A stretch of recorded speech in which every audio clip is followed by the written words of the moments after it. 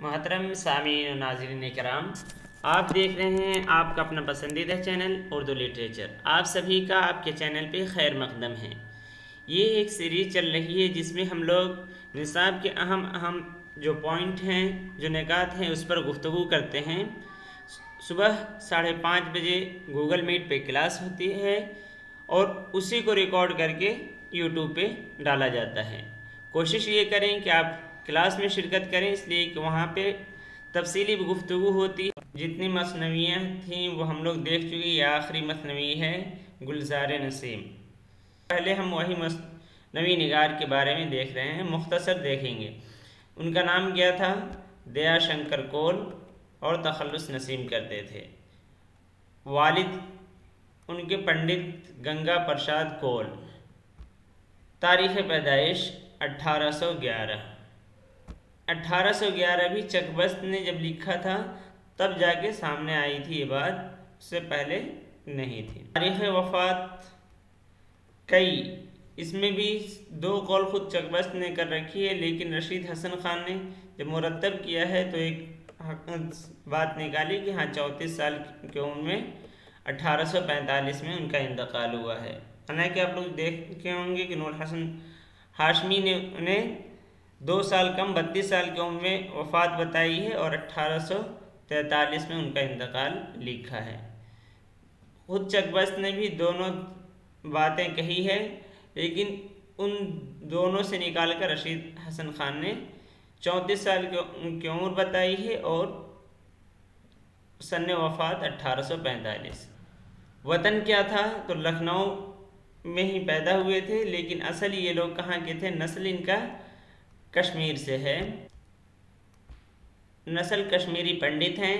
استاد کا نام ہے جن سے انہوں نے سیکھا ہے، خواجہ حیدر علی آتش۔ شاگرد وہ خود لکھتے ہیں، شاگرد خواجہ آتش ہندی جو ہے نسیم، کہتے ہیں پارسی کی آتش پرست ہے۔ استاد آتش سے نسیم نے کچھ سیکھا ہو یا نہ سیکھا ہو، لیکن مرصع سازی اور بندش الفاظ کو نگوں کی طرح جڑنے کا سبق ضرور سیکھ لیا تھا۔ گلزار نسیم میں کہانی کئی جگہ تھوڑے سے موڑ لیتی ہے، یعنی ربط باقی نہیں رہتا ہے، لیکن جو اس پہ انہوں نے کام کیا ہے وہ وہی کیا ہے کہ الفاظ کے انتخاب پر، مناسب الفاظ کے انتخاب پر اور معنی آفرینی پر زیادہ زور دیا ہے، قصے پہ زور دینے کے بجائے۔ دو تصانیف ہے، ایک دیوان نسیم ہے اور دوسرے مثنوی گلزار نسیم ہے۔ دیوان نسیم بہت مختصر ہے، اس میں مکمل اور نامکمل غزلوں کی تعداد کم و بیش 84 ہے۔ تو صرف اتنی غزلیں انہوں نے لکھی ہے۔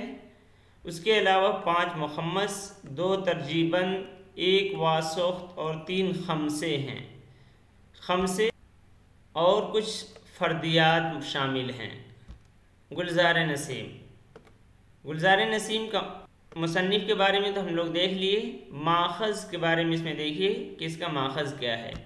گلزار نسیم کا ماخذ، خود نسیم نے اپنی مثنوی کے 3 شعروں میں اپنے ماخذ کی طرف اشارہ کر کے یہ بتایا ہے کہ افسانہ گل بقاؤلی کا افسوں ہو بہار عاشقی کا، ہر چند سنا گیا ہے اس کو اردو کی زباں میں سخن کو، وہ نثر ہے داد نظم دوں میں، اس مہ کو 2 آتشاں کروں میں۔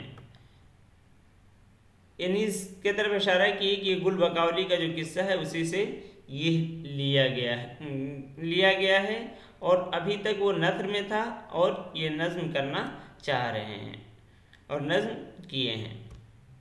نسیم کا یہ اشارہ افسانہ گل بقاؤلی کے اردو نثر میں اس ترجمے کی طرف ہے جسے منشی نہال چند لاہوری نے فورٹ ولیم کالج کے ڈاکٹر گلکرسٹ کی فرمائش پر عزت اللہ بنگالی کے فارسی نثر کی قصے کو مذہب عشق کے نام سے 1217 بمطابق 1803 میں کیا تھا، جو پہلی بار فورٹ ولیم کالج سے 1804 میں شائع ہوا۔ نسیم نے اسی نثری قصے کو اردو نظم میں حسب ضرورت ڈھال کر گلزار نسیم کے نام سے 1254 میں لکھا۔ مذہب عشق جو ہے عزت اللہ بنگالی کے فارسی افسانہ گل بقاؤلی پر مبنی ہے، جسے انہوں نے اپنے رفیق، شفیق، مخلص ارشد نظر محمد کو سنایا تھا اور پھر اسی کی فرمائش پہ لکھا تھا۔ اس پورے عبارت میں آپ کو یاد کیا رکھنا ہے کہ منشی نہال چند لاہوری نے اسے اردو میں ترجمہ کیا ہے، کس کی فرمائش پہ کیا ہے اور کب کیا ہے اور کس نام سے کیا ہے۔ تو مذہب عشق جو ہے یہ نہال چند لاہوری کی ہے، 1217 1803 میں کیا، جو 4 میں شائع ہوئی ہے۔ اور اصل جو عبارت ہے، اصل وہ افسانہ ہے، وہ فارسی میں ہے، گل بقاولی ہی کے نام سے، جو عزت اللہ بنگالی کی ہے۔ اور عزت اللہ بنگالی نے جو اسے لکھا تھا وہ ان کے فرمائش پہ لکھا تھا، ارشد نظر محمد کے اس پہ اسے دیکھا جاتا ہے۔ اس کے طرف تو انہوں نے اشارہ کیا کہ اس کا ماخذ وہی ہے، لیکن بعد میں اس چیز کو لوگوں نے تحقیق کی تو معلوم ہوا کہ یہ ریحان الدین ریحان کی جو مثنوی ہے باغ بہار، جسے خیابان ریحان سے بھی کہا جاتا ہے، اور باغ بہار اس کا تاریخی نام ہے، کہ انہوں نے اس سے بھی استفادہ کیا ہے۔ اشعار کی تعداد جو ہے وہ 1521 ہے۔ تکمیل کب ہوئی ہے تو 1254، اور 1254 عیسوی میں جب لائیں گے تو 1838-39 ہے۔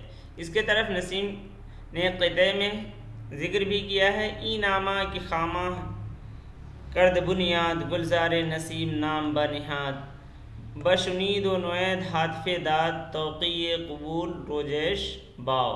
وہاں پہ انہوں نے لکھا ہے 1254۔ تو اس طرح تکمیل تصنیف معلوم ہے۔ اس کی پہلی بار جو اشاعت ہوئی یہ مثنوی خود نسیم نے ہی اس کی تصحیح و تقابلے کے بعد مطبع حسنی لکھنؤ سے 1260 بمطابق 1844 میں شائع ہوئی، جس میں نسیم کا وہ قطعہ تاریخ طبع موجود ہے جس کے آخری مصرع گلے گفت کے تازہ گشت مطبوع کے آخری 3 لفظ سے 1260 ہجری برآمد ہوتی ہے۔ یعنی اس طرح اس کے سامنے اشاعت سامنے آتی ہے جو انہوں نے قطعہ لکھا ہے۔ قطعہ ہے یہاں آپ کے سامنے، چوں زیوری طبع نیک پوشید، بحر تاریخ طبع کوشید، گلزار نسیم شد چو مسموع، گل گفت کے تازہ گشت مطبوع۔ تو تازہ گشت مطبوع، اس سے اس کی سن اشاعت 1260 نکل کے آتی ہے اعداد نکالنے پر۔ جو نسخہ چکبست کا ہے 1905 میں انہوں نے ایک مقدمے کے ساتھ شائع کیا تھا۔ چکبست نے لکھا ہے کہ جس وقت یہ مثنوی تیار ہوئی تو اس کا حجم بہت زیادہ تھا۔ جب آتش کے پاس اصلاح کے لیے لے گئے تو انہوں نے کہا، ارے بھائی اتنی بڑی مثنوی کون پڑھے گا، یا تم پڑھو گے کہ تم نے تصنیف کی، یا میں اصلاح کے خیال سے ایک مرتبہ دیکھ جاؤں گا۔ استاد کی بات دل پر اثر کر گئی اور اس کے بعد انہوں نے اس میں بہت سارا اختصار کیا، کئی جگہ ان شروع کے عبارت میں کم، لیکن آخر میں انہوں نے بہت زیادہ پہلے سے ترمیم کر کے مختصر اسے کر دی ہے۔ بحر کون سی ہے؟ بحر حزز مسدس اخرب مقبوض مقصور یا محذوف ہے۔ تو یہ معلوم ہو گیا کہ بحر حزز کا جو ہے یہ مفاعیلن ہے، مفاعیلن ہے۔ اب اس کے بعد جو مسدس ہے اس کا بتائیے کیا مراد ہے؟ ہاں، تو حزز کے لیے مفاعیلن ہے، اور ایک شعر میں یہ وزن جو ہے یہ 6 بار آئے گا۔ اب تو یہ تھی بحر۔ تو ابھی تک اس ویڈیو میں ہم نے دیکھا نسیم کے متعلق، ان کے حیات و خدمات سے متعلق، اور گلزار نسیم کے جو بنیادی باتیں ہیں، جو ابتدائی باتیں ہیں، وہ سارا۔ اگلے ویڈیو میں ہم دیکھیں گے اس کے قصے کو اور عنوانات وغیرہ کو۔